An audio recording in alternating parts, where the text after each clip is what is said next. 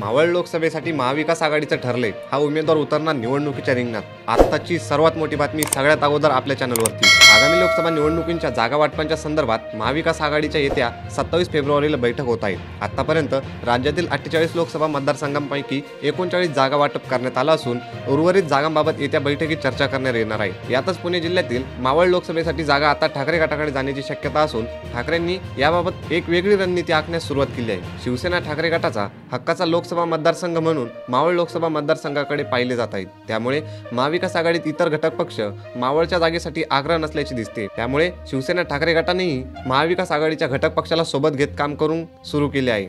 नुकतीच आघाडीच्या सर्व शहराध्यक्ष व प्रमुख पदाधिकाऱ्यांची बैठक पार पडली।